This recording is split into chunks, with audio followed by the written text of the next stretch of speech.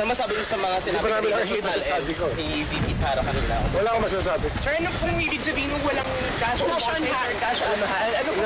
Hindi ko familiar sa SALN. Itong si Garvin, masama na tingin dito kay Terry Redon. Mamaya na ho natin babaran yung pagtatanong na yan netong si Terry Redon sa AMLA. Napansin niyo ho ba yung ating intro na kung saan tinanong itong si Boying Remulla kaugnay sa SALN ni VP Sara? Anong sagot niya? Wala daw ho siyang alam dyan sa SALN na yan. Mga kababayan, ICC, wala pa hong linalabas na warat, alam na ni Boying Remulla. Kung yan si Boying Remulla ay confident, na talagang merong pananagutan si VP Sara, hindi pa ho binubuka nitong si Terry Redon ang kanyang bunganga, nagdadadakdak na yung ombudsman na yan. Pero base sa ating nakikita, sa tingin ho natin, kailangan ng kabahan na yung Redon na yan. Pero bago yan, sa like at subscribe, masaya na ho tayo dyan at sa mga gusto sumali sa ating community, yung joint button, nandiyan lang ho sa baba. Bago ho tayo magtungo, bago ho natin babaran, yung pagtatanong na yan, itong si Terry Redon sa AMLA, itong si batukan mo na Brad. Itong si Garvin parang gusto niya ng batukan itong si Batukan mo malakas. Diba? Dumako ho muna tayo dito sa ilang mga ambush interview nitong si Boying Remulla. Pagkatapos yang dumalo, diyan sa pagdinig kahapon, diyan sa Injustice Committee. Panoorin ho natin itong mga kababayan. Napakadaldal niya si Boying eh. Kung merong nalalaman yan, na nakatokwa, hindi nyo datanungin yan, magsasalita yan. No comment naman, no comment. No comment daw ho itong si Boying. Oh. Pinigyan kayo ng camera na maka... Umalis ba si Martin Romualdez? Nakaalis ba siya? Anak ng Petro Garapata, good luck na lang sa sambayan ng Pilipinas. Saan po yung reaction niyo po? It is what it is, ha? It is what it is. It is what it is. Pinayagan, kinontra ng ombudsman. Pinayagan ng House of Representatives. It is what it is. O pagka nakaalis, ano sasabihin ng ombudsman? Basta kami dito, pinigil namin yan. Nakatakas siya, wala na kaming alam dyan. Ganun ba yun? Sir, may respond yung application na ila for other person ID. Hindi ko po kaya sinasabi ko sa education lang. Under investigation. So ano masabi ni VP Sara?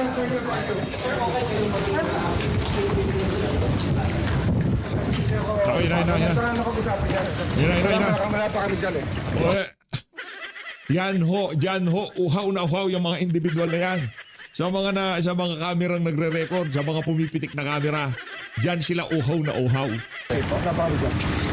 Ano masabi niyo sa mga sinabi sa SALN ni VP Sara kanina? Wala akong masasabi. Sir, ano pong ibig sabihin ng walang cash deposit, sir? Cash on hand? Ano po? Hindi ko familiar sa SALN.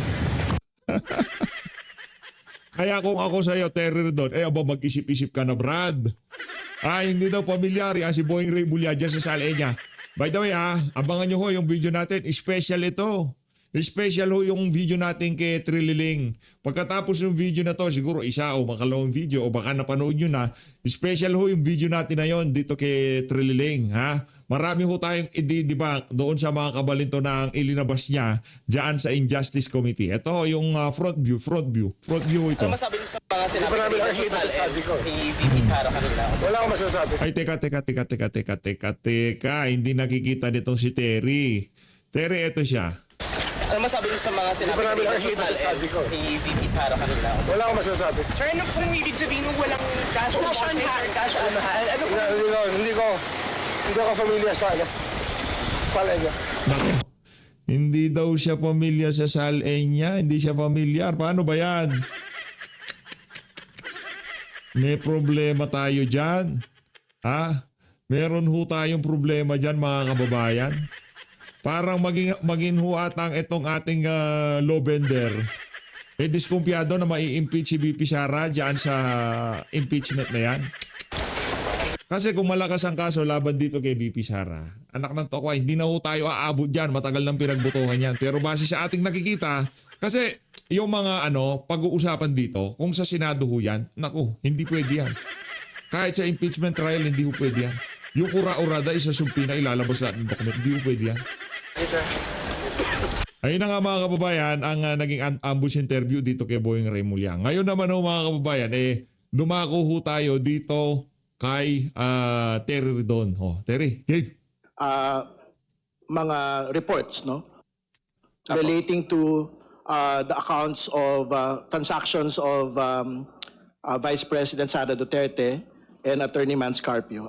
Can we refer to the cover letter first? And we'd like you to read it in full for the benefit of everyone. Right, the Executive Director Buenaventura is directed to read the letter. Yan. That is in relation to the submission of the documents.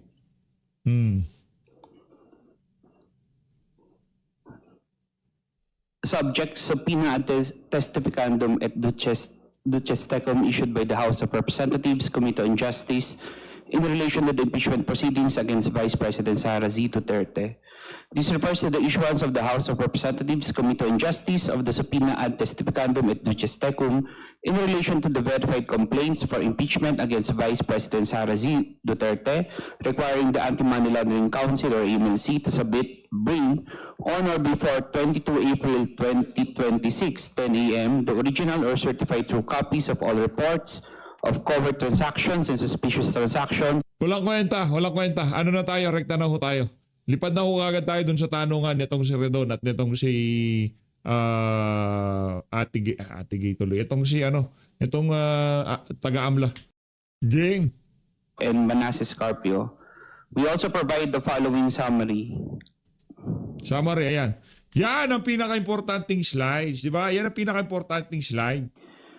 For Sara Duterte Carpio, number of CTRs 313, number of STR 17, total amount involved 3,772,760,972 pesos and 48 centavos. Yan ang nga ho ba pinapaliwanag natin doon sa ating mga nagdaang video. Basta merong naglabas-masok, isinend ni itong si VP Sara dito sa anak niya, pang-allowance niya, tapos yung pera na yun sumobra, ibinalik. Lahat ho yun, i-compute, ito-total ho yun. Naglabas-pasok. It doesn't matter. Itong bangko na to, meron akong 2 bangko, linipat ko yung meron akong 50,000, linipat ko sa isang account, lumabas. Nagbago isip ko, ilinipat ko na naman sa isang account, 50,000. So yung isang 50,000 na yon, binilang base sa inflow at outflow na yan na 100,000. Kaya ang figure na yan, napakalaking kabalbalan na naman. Okay? Nakuha niyo ho ba yung mga kababayan?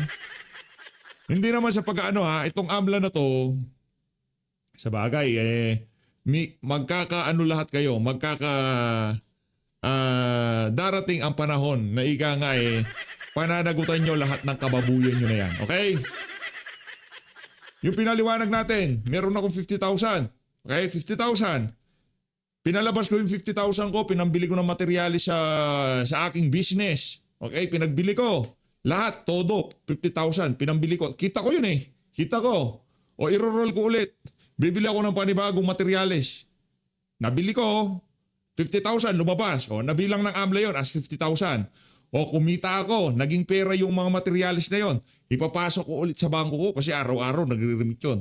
Yung 50,000 na yon, bumalik, nasa 60,000.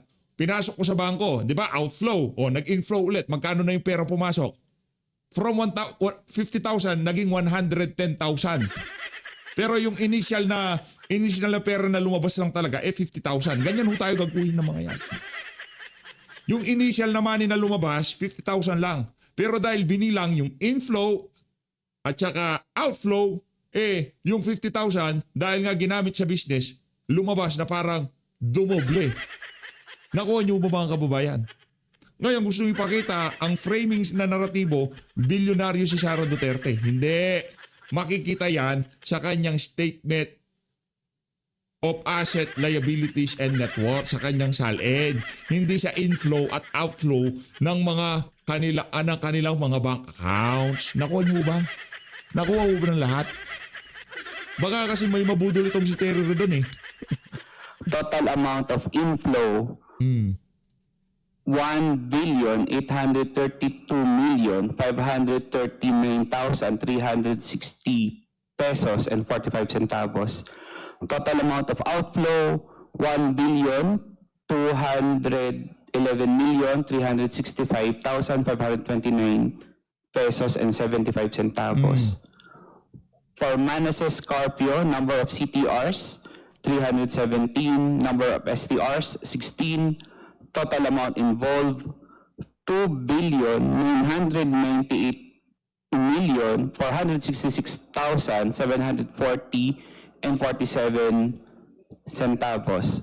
Total amount of inflow, 2,592,904, 2,592,904,434 pesos and 24 centavos. Total amount of outflow, 343,315,781 pesos and 7 centavos. Total for both, 630, number of CTRs, 630, number of STRs, 33, total amount involved, 6,771,227,000. Kakalungkot ho, talagang wineponaiso ng administrasyon na to. Lahat ng mga mga institusyon, mga organisasyon na kung saan pinagkakatiwalaan, pagka naglabas ng statement, naglabas ng mga dokumento, talagang pinapaniwalaan. Dito ho, hindi. Binaboy ho lahat. Proseso, mga institusyon, ahensya ng pamahalaan, binaboy ho dito sa administrasyon na to. Kawawa Pilipino. 712.95 and 95 centavos. Total amount of inflow, 4,443,794 and 69 centavos. Total amount of outflow, 1,554,681,310 and 82 centavos. There are undetermined inflow or outflow transactions based on our system, but we see transaction movement, so we categorize it as undetermined. So that is 791,102,607 and 44 centavos. Just for the record, ED, are the figures accurate? Yes or no? As of we submitted today, yes. Are they accurate? Based on our records, yes. You're saying yes? Based on the records, That's yes. for the record. Madam Chair, wala po yan sa salin Honorable Shua, do you want to be recognized? Sinasabi ko lang po, di wow. Madam Ito talagang si Joel Chua, oh. Chair, Madam Chair, if I may be allowed to proceed. Wait. The floor is with the Honorable Ridon. Di wow. Thank you for reading for the record the cover letter. You will be called Vice Chair Dumogan after the Honorable Ridon. It's not a question, may we be furnished copies of Yes. that report submitted for our guidance. May we direct the COMSEC to please provide copy of the cover letter, at least para mabilis, no? Because the attachments are really voluminous. Kindly provide Justice members copy of the cover letter. Madam Chair, Is this a point of order? regarding the Because the floor is with the Honorable Tino. just with regard to the request for copies. Yes. Kasi actually kanina pa kahit yung mga SALN, bibigyan daw kami pero hindi rin naman nabigyan pa. I think the photocopier is in the other building. Yes, baka pwede po yung e-copy na muna kung meron. Email. Baka mas mabilis. Okay. Opo. COMSEC, Para may reference kami. kindly send soft copy to the corresponding email accounts of the Justice members of the available documents already.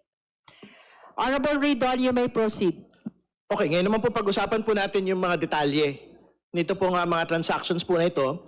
I have a document with me which is titled Confidential Information Sharing, subject Vice President Sara Duterte and Manasseh R. Carpio. Do you have the same copy, Executive Yes, Madam Director Chair. Benaventura? Yeah. Can we flash the document on the screen, please, Secretariat?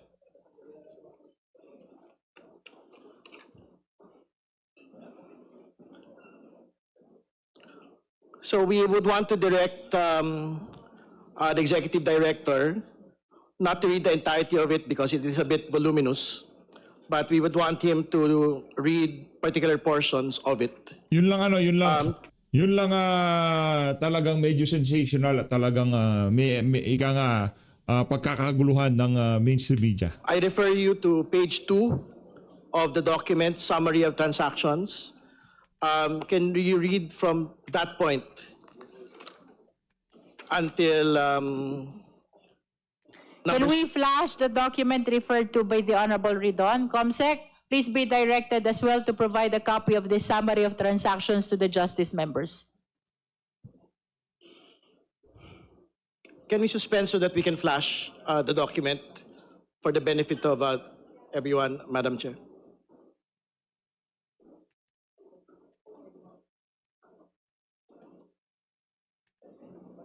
COMSEC, please flash the document, summary of transactions.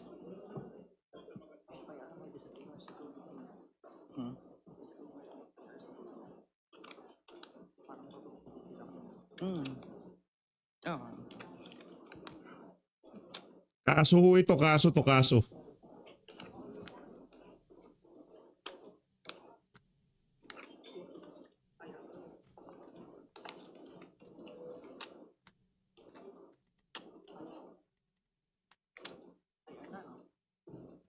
Tagal. Una sabi niya, covered transaction reports and suspicious transaction reports.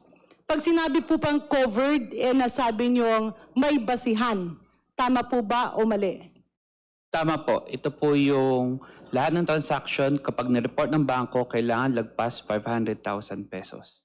At pag sinabing covered, Madam Chair, ang ibig po ba sabihin nun ay tiningnan nyo pero merong basihan or justifiable na legal ang transaksyon na ito? Tama po ba o hindi? Covered transaction reports. Sa report lang po ng bangko sa amin, hindi po namin ma-determine at that point. Okay. When we say suspicious transaction reports, ano po ba, Madam Chair, ang pagkakaiba ng covered transaction reports vis-a-vis suspicious transaction reports? So, unang-una po, yung suspicious transaction reports, wala po siyang halaga. It can be below 500,000, maaari pong 10,000, 20, 30, 50. Maaari din pong sobrang laki, lumagpas din ng 500,000. Pero ang pinagkaiba po niya sa suspicious transaction, ang tinitingnan po natin or ng covered person or ng bangko na nagre-report, meron bang mga kahinahinala na mga transaction or galaw doon sa kanyang galaw nung kliyente niya. So kasama na po dito yung mga nabanggit ko kanina na enumeration na nabanggit po kanina nung nagtanong po. Pero nagbigay rin po ako ng halimbawa na medyo madali masundan. Halimbawa nga po yung kung meron pumasok o lumabas na pera pero walang malinaw na basihan or pinanggalingan or fondasyon kung bakit meron kang ganitong transaksyon. Yeah. If the Secretariat is not yet ready, Madam Chair, may I proceed to my next clarificatory question? Nakasaad kanina sa cover letter nyo ang sinabi nyong financial intelligence reports. Can the Honorable Representative from AMLAC define what a financial intelligence report means? Ang Financial Intelligence Report po ay isang report na ginagawa ng aming mga analyst na kinukuha nila ang mga transactions na na-report sa amin, tinitignan, ina-analyze, meron bang patterns, meron bang galaw na kakaiba, o normal lang ba ito? So, meron po silang mga points of analysis. So, they will prepare this financial investigation report based solely on the reports provided and reported to us by the covered persons like banks. And these are included in the documents that you have submitted, sir? Tama Madam Chair. po. Meron po kaming naisubmit po. So, Madam Chair, maybe the Secretariat is already ready? May we know if the Secretariat is ready to flash the summary of transactions? COMSEC?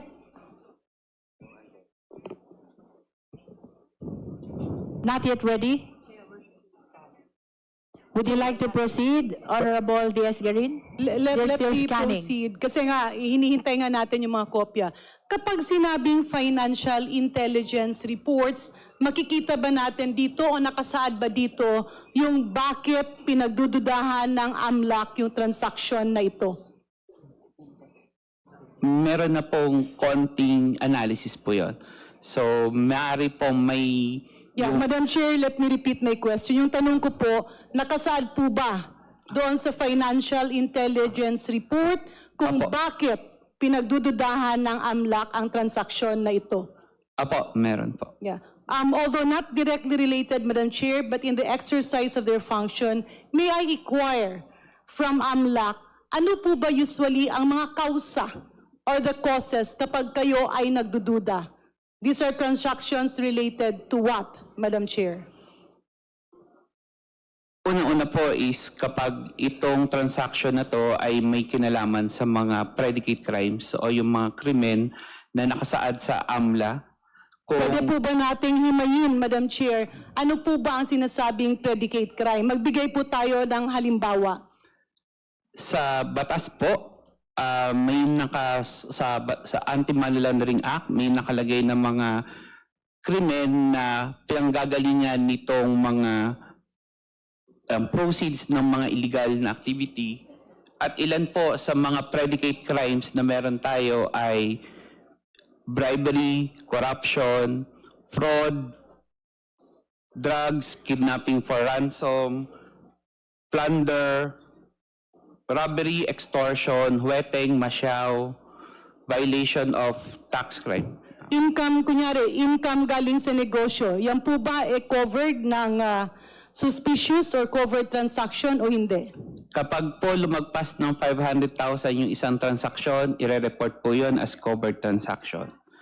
Pero tinitingnan nyo kung siya ba napasok bilang income sa mga negosyo na nakasaad. Ang bangko po yung unang nakakakita nun dahil sila po yung may kliyente doon sa individual na yun at yung bangko po yung nagre-report sa amin. And in other words, again, is the Secretariat ready or not yet? They are ready. Okay, I submit, Madam Chair. We are temporarily suspending the clarificatory questions of the Honorable Garin to give back the floor to Honorable Terry Ridon. Please flash the document summary of transactions. Thank you, Madam Chair. May we request the Executive Director to read number 2 to number 7 of this particular report. Summary of transactions, VP Sara's accounts generated a total of 371 large transactions and 30 suspicious transactions from 13 October 2005 to 20 January 2026 with transaction amounts reaching as high as 55.158 million.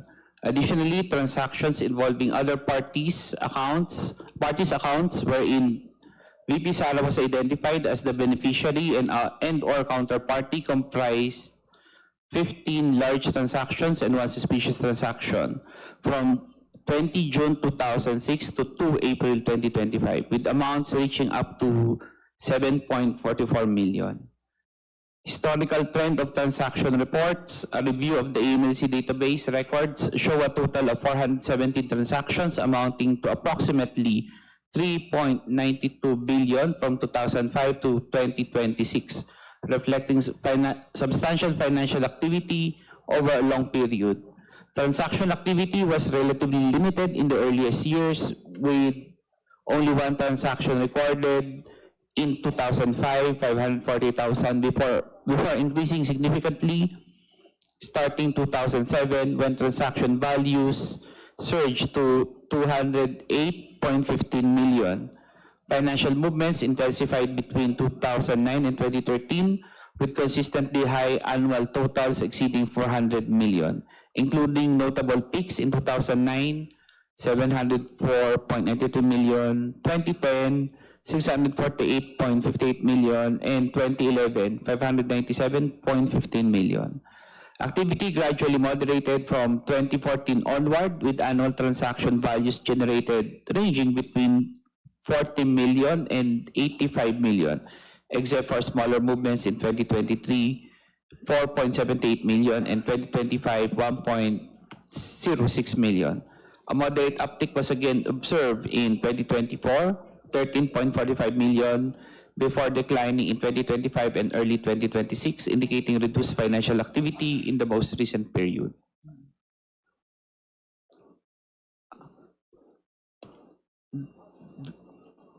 Kindly read the year-on-year amounts and number of transactions from 2005 to 2026, and also the grand total before proceeding.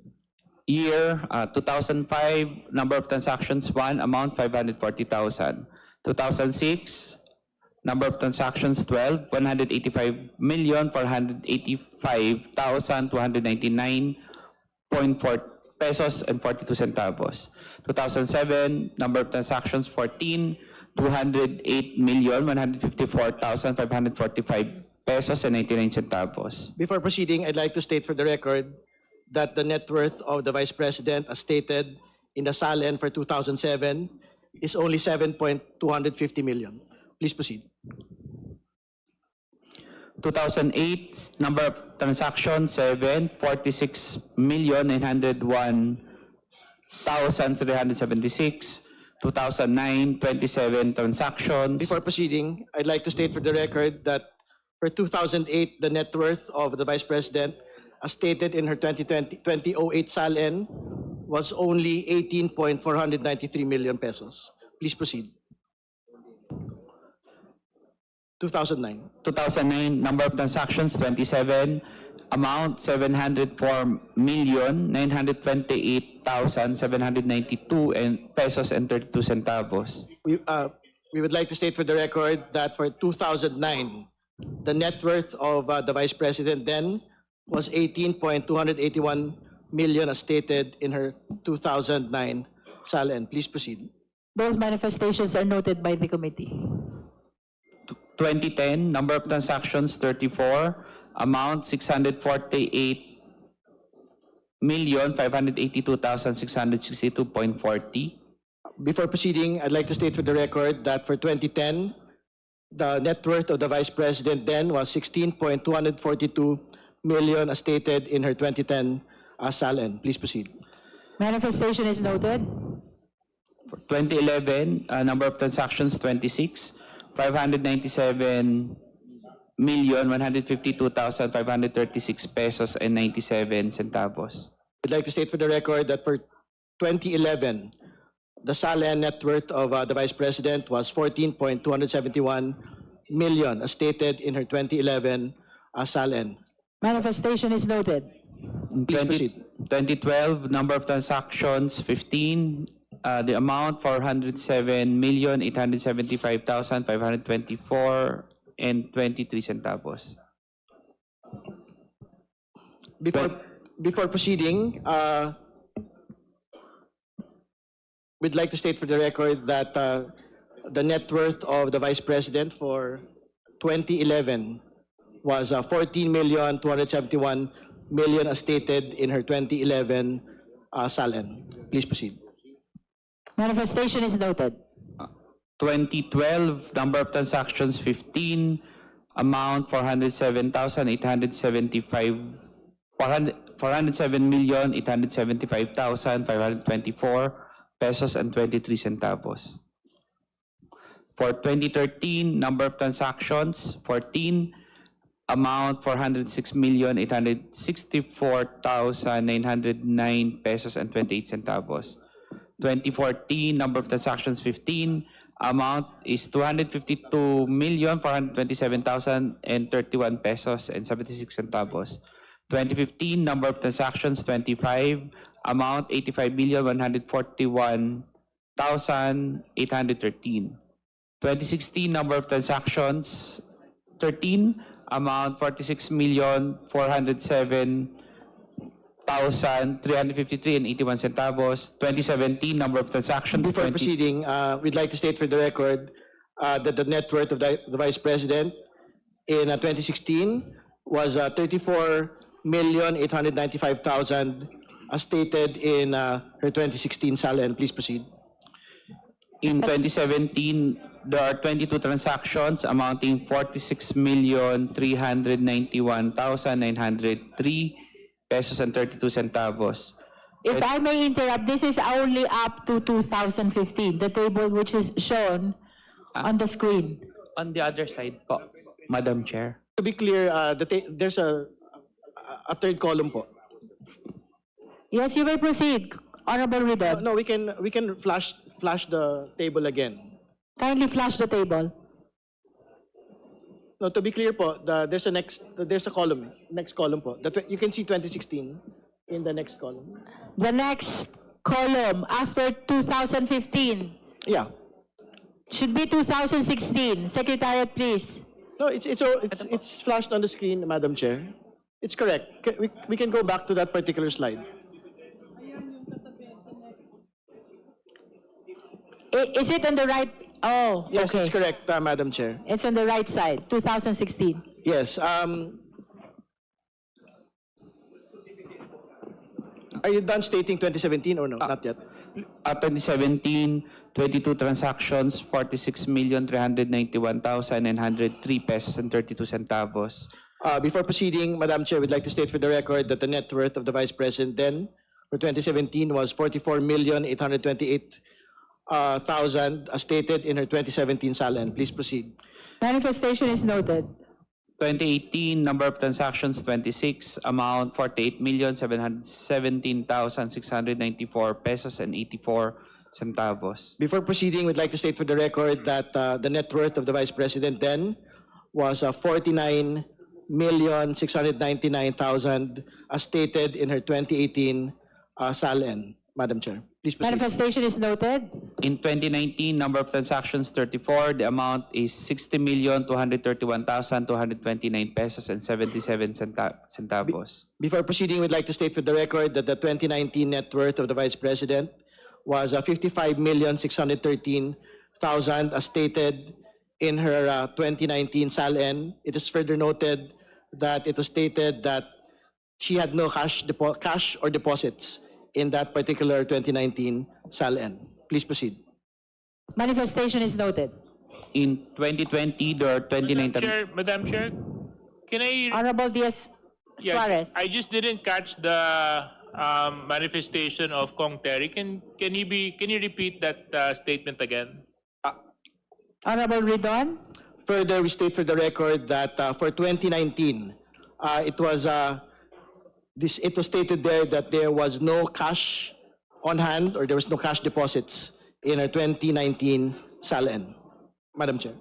Am I right to hear no cash deposits? No cash deposits. In no her cash on SALN. hands in the SALN. Thank you very Madam much Chair. for that clarification, Madam Chair.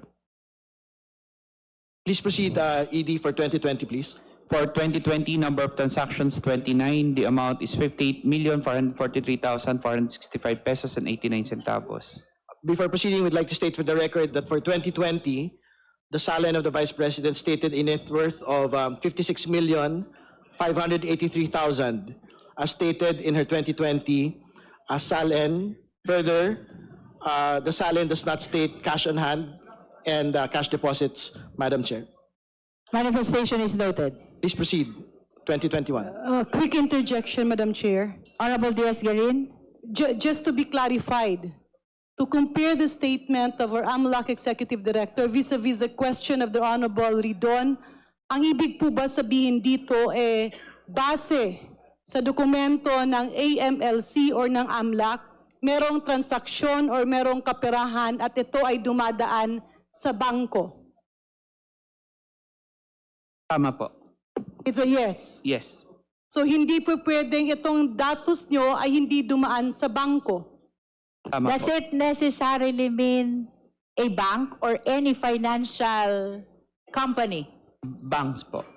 And Madam Chair, Congressman Ridon was earlier saying that in the SALN, it was mentioned cash deposit zero or walang laman. Did I hear it right, Madam Chair, from Cong Ridon? Honorable Ridon.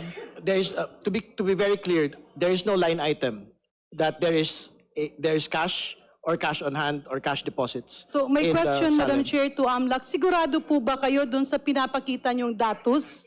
Dahil sa SALN nakasaad na wala, tapos dito may sinasabi kayong meron. Are you sure of the figures? Sure po. This Thank is you, based Madam on records, Madam Chair. We may proceed to 2021. ED, please state the amounts. For 2021, there are 30 transactions amounting to 52,893,074 pesos and 94 centavos. Before proceeding, we'd like to state for the record that the net worth for 2021 of the Vice President was 65,308,000 as stated in her 2021 SALN. There's also no line item for cash and cash on hand, cash deposits in this particular SALN, Madam Chair. The manifestation is noted. Please proceed with 2022. ED. 2022 number of transactions, 25, amount 41,068,247 and 94 centavos. We'd like to state for the record that the net worth of the Vice President for 2022 as stated in her SALN was 71,058,000. Further, we note that there is no line item that states that she had cash on hand or cash deposits in the 2022 SALN, Madam Chair. Manifestation is noted. Proceed to 2023, ED please. 2023 number of transactions, 4, amount 4,778,500 pesos. Madam Chair, for the record, the net worth of the Vice President for 2023 as stated in her SALN was 77,508,000. And further, there is no line item stating cash on hand or cash deposits, Madam Chair. Manifestation is noted. Please proceed, 2024, ED. 2024 number of transactions, 28, amount 13,453,000.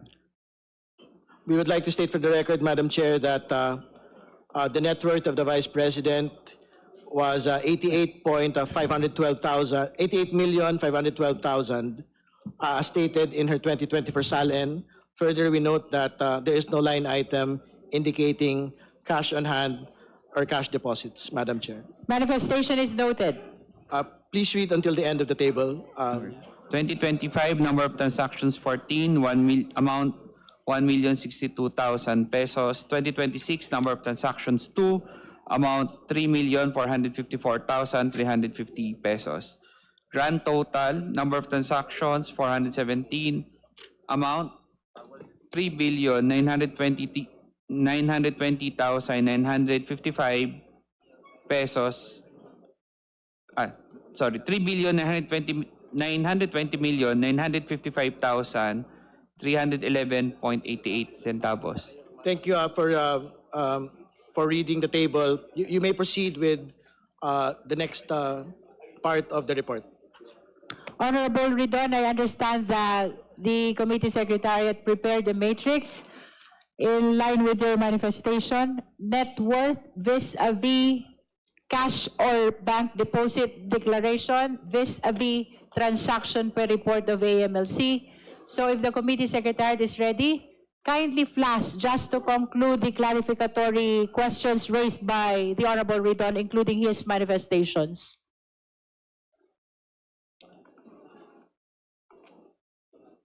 May we know if the secretariat is ready?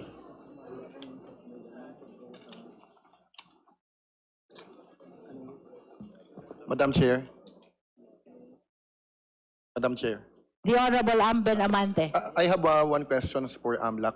Ilang Okay. accounts po ba itong pinag-uusapan po natin? Again, we are pertaining to transactions and not accounts. So, to all the justice members, please be guided.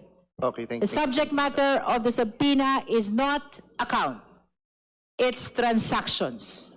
Okay, thank you, Madam Chair. Just one clarificatory question, Madam I'm not Chair. at Maybe the executive director can answer first. Madam Chair. Honorable Ridon, we're waiting for the matrix. Okay, all right. The Thank you. floor is still with the Honorable Ridon. We're just trying to make use of the time. ED, the question of the Honorable Amben is the number of transactions.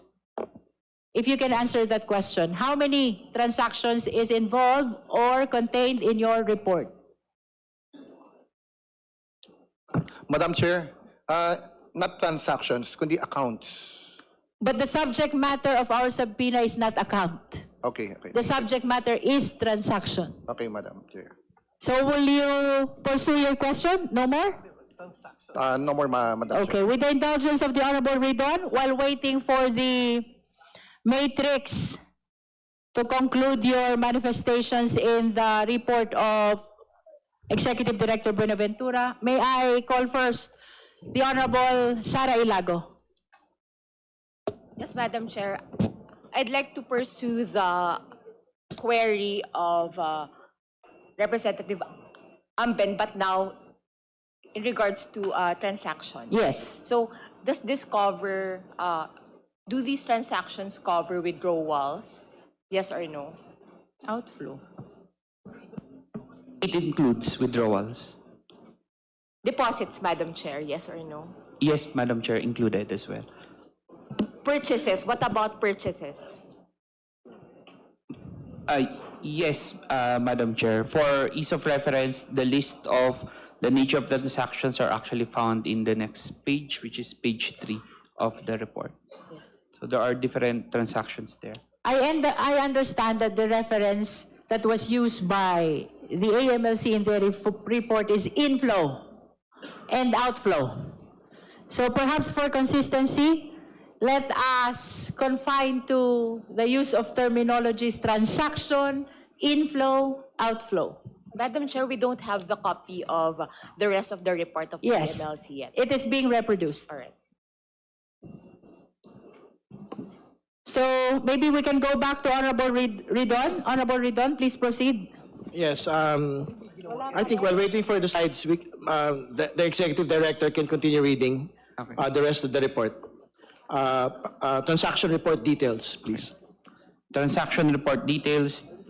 Transaction composition is largely driven by credit memos, 1.41 billion, debit memos, 1.3 billion, and fund transfers, 521 million in 521.86 million, followed by time deposit pre-terminations, 218.74 million, and miscellaneous transactions, 209.29 million.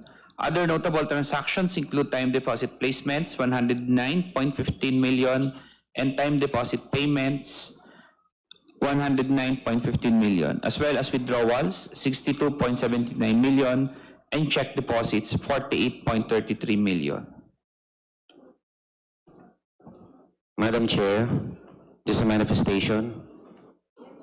May proceed. Madam Chair? Madam Chair, it's hard to dissociate transactions from bank accounts. Kasi ang binabanggit po ng AMLC are deposits, actual withdrawals, actual payments which pertain to bank transactions. So it's very hard to separate bank transactions from bank accounts. That's my manifestation, Madam Chair. Your manifestation is noted. Madam Chair, just a clarification. Honorable Ridon, are you... We will wait first for the matrix we can actually before you proceed? We can actually proceed, Madam Chair. Can we please allow first Honorable Ridon to finish with his clarificatory questions? Thank you, Madam Chair. I think we can dispense with reading the table. We can proceed to number 5. Meanwhile, insurance-related transactions, including sell life insurance policy, 43.42 million, and purchase of life insurance policy investments, 20 million, are also present. Notable movements alongside purchase of checks, 20.03 million, loan payments, 18.23 million, and encashments, 15.10 million. Smaller value transactions include loan pre-terminations, check clearing, loan availments, cash deposits, collections, bills payments, credit card payments, bond purchases, salaries, pension credits, inward remittances, and credit card purchases. Before proceeding with number 6, can you clarify po yung difference ng inflow transactions, because this is the subject of the next paragraph, versus the total transactions, which you had previously read for the record? What is the distinction between inflow transactions and the total amount of transactions? Honorable Ridon, if I may interrupt, the table is ready to be flashed. Sige po. Okay. Secretariat, please flash the matrix that is in accordance with the manifestation of the Honorable Ridon. Cash or bank deposit as declared in the SALN vis-a-vis transaction in the AMLC report vis-a-vis the total net worth likewise in the SALN.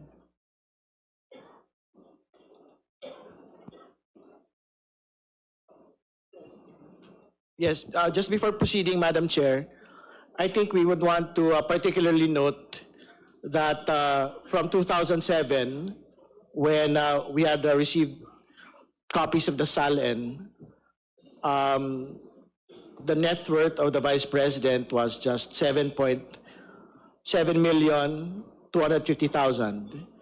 But there were transactions that had gone through her accounts amounting to 208 million pesos. I think the same is clear in the other years, no? We'd like to highlight, for example, 2009. She had a SALN of 18.8 million, but 704 million had gone through her accounts. We'd like to state for the record as well, 2010, net worth of 16.2 million, but the transactions going into her accounts was 648 million. For 2011, 14.2 million, but transactions going into her accounts were 597 million. For 2012, net worth is 22.1 million, but going into her accounts in 2012 was 407 million. I think the same is true in other years, Madam Chair. It is just a bit smaller, but it speaks to the clear disparity from what had been stated in the year-on-year SALN's net worth of the Vice President, Madam Chair, just for the record and before proceeding. Madam Chair. Confirm from the AMLC. With regards to your reported transactions, does it mean cash transactions? It's Not- just a yes or a no? No, not only cash transaction. Not necessarily cash. Honorable Ridon, are you finished with your... No, we will deal with the rest Let's of the allow him to finish first and then I will call you Honorable We will Suntay. deal with the rest of the report, Madam Chair, because this is just about VP Sara. There are two personalities in the report, including Attorney Carpio. Please proceed with inflow transactions. Number 6. Inflow transactions, a review of the identified inflow transactions shows a total inflows of approximately 1.51 billion with identified inflow activity identified only during the period 2006 to 2022. These inflows largely dominated by credit memo transactions amounting to 1.41 billion, which account for majority of the recorded inflows. Other notable sources of inflows include check deposits totaling 48.33 million, deposit transactions amounting to 45.73 million, and cash deposits of 4.95 million, while fund transfers 6 million, inward remittances 0.99 million, and salaries pension credits 1.05 million represent relatively minor portions of the total inflow.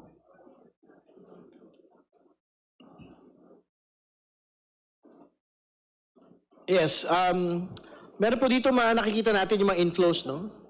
Maganda po siguro, we can read for the record as well. Kasi magkakaiba po ito, hindi po ba? From doon sa binasa ho nating nauna. Ito po yung inflow transactions. Ibig sabihin, ito yung mga pumasok na mga kaperahan sa mga accounts. Tama po ba? Tama po. Sige po. You can just read the grand total from 2006 to 2022, please. So for 2006, grand total 122,156,866 pesos and 28 centavos. 2007, 105,094,000 pesos and 87 centavos. 2008, 22,225,157.35. 2009, 372,464,396 pesos and 16 centavos. 2010, 323,282,749.01.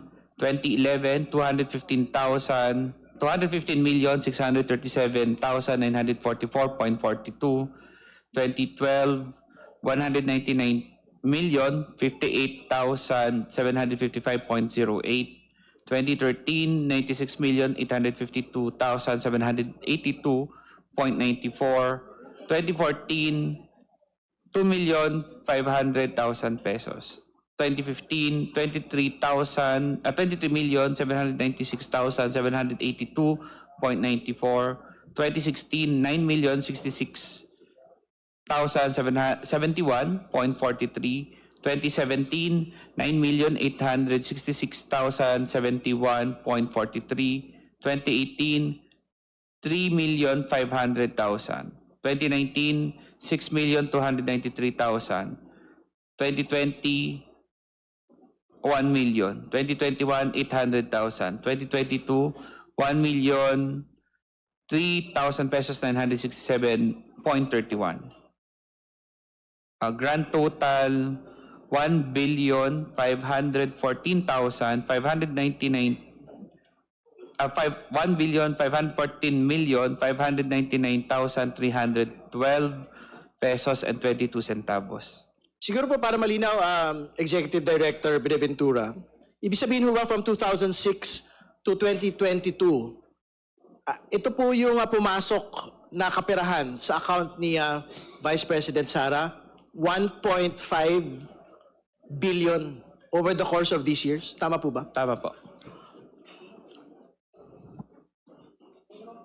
Ngayon naman po, puntahan ho natin yung investment-related activities. Bago tayo mag-proceed, labas pa ho ba ito doon sa total transactions o kasama na po ito? Kasama na po. Kasama. So inclusive, no? Apo, inclusive po. Siguro po, can we read for the record yung paragraph 12, investment-related activities? Madam Chair, with the kind interjection of Honorable Ridon, just a very quick clarification. With the indulgence of the Honorable Ridon, okay lang ba? Yes, please proceed. Honorable Sendanya is recognized. Thank you very much, Madam Chair. Thank you very much, Representative Ridon. I'm looking at the third column in the previous table, yung pong column on check deposits. Can we flash it again? The inflow that was... Please flash. Ayan po yung third column. Pwede po bang pakilagay dun sa mga taon ng 2019 to 2022? Ayan. 2019 to 2022. Nakikita ko po dito, tama po ba, may we request the Executive Director to please read the entries for the check deposits for 2019 to 2022. For 2019, 6,293,000. For 2020, 1 million. For 2021, 800,000. For 2022, 1,003,967 pesos and 31 centavos. Pakituloy na po hanggang 2023 and 2024. Please flash the 2023 and 2024. Wala na po Sige sa po. table. Dito lamang po sa Madam Chair, very quick observation. From 2019 to 2022, meron po mga cash deposit na na-flag sa account ni VP Sara Duterte. At ito rin po yung panahon na batay sa kanyang SALN ay walang nakalagay na entry sa cash on hand tsaka cash in bank. I just want to put that on record, Madam Chair. We note the manifestation of the Honorable Sendanya. Sige po, we can proceed to investment-related activities. Can we read number 12, please? An analysis of investment-related transactions from 2010 to 2025 shows total investment inflows of approximately 327.89 million, significantly exceeding investment outflows of 111.15 million. Investment inflows were particularly substantial in the earlier years, with 106.64 million recorded in 2010 and 106.68 million in 2011, followed by smaller inflows in 2012, 2.43 million, and 2013, 2.99 million. A renewed period of investment activity emerged from 2018 to 2022, during which both inflows and outflows were recorded annually at nearly equivalent amounts, ranging from 18.15 million to 24.12 million.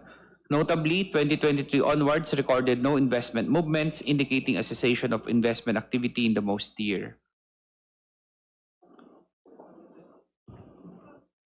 Sige po, pasukin na po natin yung total na lang nito pong investment-related activities. Ano yung inflow nito? Can you read it for the record, please? Yung grand total, Madam Chair. Yes po. Perhaps we Investment. need to flash again the table in the cover letter.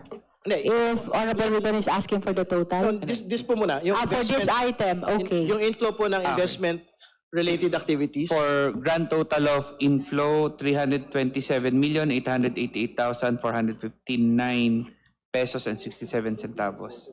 Sige po, before proceeding to the accounts of transactions of Attorney Carpio, All right. very relevant po, Madam Chair, na banggitin po natin, no? Is this for whose This is just transaction for is this?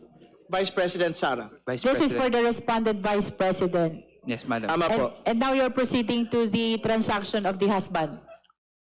Madam Chair. Yeah, but we just wanted to summarize po for Please proceed. Vice President Sara. So to be clear, ED, ito pong total transaction amounts, no? Grand total ay 3,920 million. Tama po ba? Total transactions, Vice President Sara Duterte. Based on record, 3,920,955,311.88 based on record po. Tama po. Ang susunod po yung inflows, can you state it again for the record?